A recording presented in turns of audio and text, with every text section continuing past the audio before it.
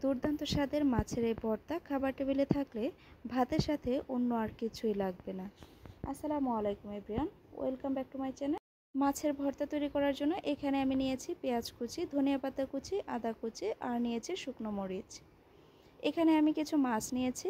মাছের ভর্তা তৈরি করার জন্য যে কোনো মাছই নেওয়া যায়, সব মাছ দিয়ে মাছের ভর্তা খুবই ভালো লাগে। তো এই মাছের মধ্যে দিয়ে দিলাম হলুদ গুঁড়ো, মরিচ গুঁড়ো আর দিয়ে দিব স্বাদ মতো লবণ। দিয়ে তারপর ভালোভাবে মাখিয়ে নিব। মাখিয়ে নেওয়া হয়ে গেলে এটাকে একটা সাইডে রেখে এদিকে চুলায় একটা প্যান বসিয়ে মাছ ভাজার জন্য দিয়ে দিলাম রান্নার রেগুলার তেল। এখন মাখিয়ে নেওয়া মাছগুলো এর মধ্যে এক এক করে দিয়ে দেব। দিয়ে মিডিয়াম আঁচে একটু সময় নিয়ে মাছগুলো ভালোভাবে ভেজে নিতে হবে। তো মিডিয়াম আঁচে মাছগুলো ভালোভাবে ভেজে নিচ্ছি। মাছের একটা সাইড যখন সুন্দরভাবে ভাজা হয়ে যাবে, সুন্দর একটা কালার চলে আসবে, এ পর্যায়ে মাছগুলো উল্টিয়ে এর অপর পাশটাও ভালোভাবে ভেজে নিব। আমি মিডিয়াম আঁচে মাছগুলো ভেজে নিচ্ছি। চুলার আঁচটা বাড়িয়ে দিলে মাছের উপরে কালার চলে আসবে, কিন্তু মাছের ভিতরে ভালোভাবে ভাজা হবে না। তো এই কাজটা একটু ধৈর্য নিয়ে করতে হবে। এই তো সবগুলো মাছ উল্টে দেওয়া হয়ে গেছে আর দুটো পাশ সুন্দর করে ভেজে নিয়েছি। এখন এগুলো উঠিয়ে নিচ্ছি। উঠিয়ে মাছগুলো সম্পূর্ণ ঠান্ডা হয়ে গেলে এগুলোর কাঁটা বেছে ফেলে দিতে হবে।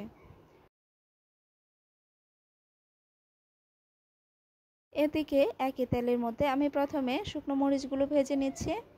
ঝালের পরিমাণটা আপনাদের পছন্দ মতো দিবেন, যে যেমন ঝাল খেতে পছন্দ করেন। তবে মাছের ভর্তার মধ্যে ঝালের পরিমাণটা একটু বেশি হলেই ভালো লাগে। মরিচগুলো লো হিটে একটু ধৈর্য নিয়ে ভেজে নিতে হবে, যেন মরিচের ভিতরে যে বীজগুলো থাকে সেগুলো ভাজা ভাজা হয়ে যায়, এতে খেতে ভালো লাগে। তো ভাজা হয়ে গেছে মরিচগুলো, এখন এগুলো উঠিয়ে নিচ্ছি।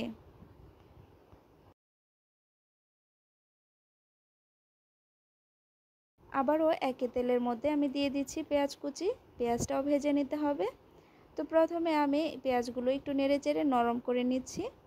পেঁয়াজটা যখন কিছুটা নরম হয়ে আসবে, এ পর্যায়ে এর মধ্যে দিয়ে দিব আগে থেকে কুচি করে রাখা আদা। এখন আদা আর পেঁয়াজ একই সঙ্গে ভেজে নিব। ভাজতে ভাজতে যখন আদা এবং পেঁয়াজ থেকে সুন্দর একটা স্মেল বের হবে, তখন এগুলো উঠিয়ে নিতে হবে। মাছের ভর্তায় আদা কুচি স্কিপ করা যাবে না, এটা অবশ্যই দিতে হবে। তা না হলে মাছের ভর্তা সেই টেস্ট আর পাওয়া যাবে না। এদিকে আদা এবং পেঁয়াজ কুচি থেকে সুন্দর একটা স্মেল ছেড়েছে আর এগুলো ভাজা হয়ে গিয়েছে। এখন এগুলো উঠিয়ে নিচ্ছি। এই তো মাছ ভর্তা করার জন্য সব কিছু রেডি।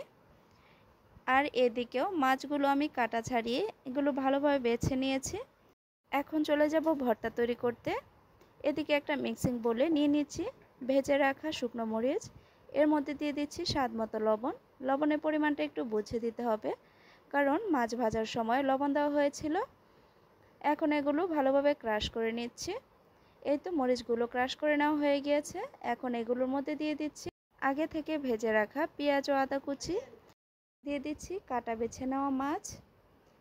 মাছগুলো দেওয়া হয়ে গেলে এর উপর থেকে দিয়ে দিচ্ছি ধনিয়া পাতা কুচি। এখন হালকা হাতে সব কিছু ভালোভাবে মাখিয়ে নিব।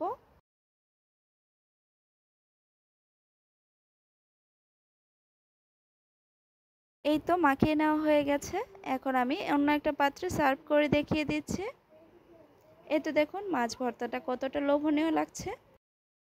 এটা দেখতে যতটা সুন্দর লাগছে, খেতেও অসম্ভব মজা হয়েছিল। খাবার টেবিলে এমন একটি ভর্তা থাকলে অন্য আর কিছুই লাগবে না ভাতের সাথে। এইভাবে করে যারা এখনও ট্রাই করেননি, অবশ্যই ট্রাই করে দেখবেন, খুবই ভালো লাগবে খেতে। ভিডিওটি দেখতে দেখতে যারা শেষ পর্যন্ত এসে গেছেন, সবাইকে জানাই অসংখ্য ধন্যবাদ। ভিডিওটি যদি একটু হলেও ভালো লেগে থাকে, লাইক, কমেন্ট এবং শেয়ার করতে ভুলবেন না। আর চ্যানেলটি সাবস্ক্রাইব করে পাশে থাকবেন। তো আজকের মতো এখানেই বিদায় নিচ্ছি। সবাই ভালো থাকবেন, সুস্থ থাকবেন। আল্লাহ হাফেজ।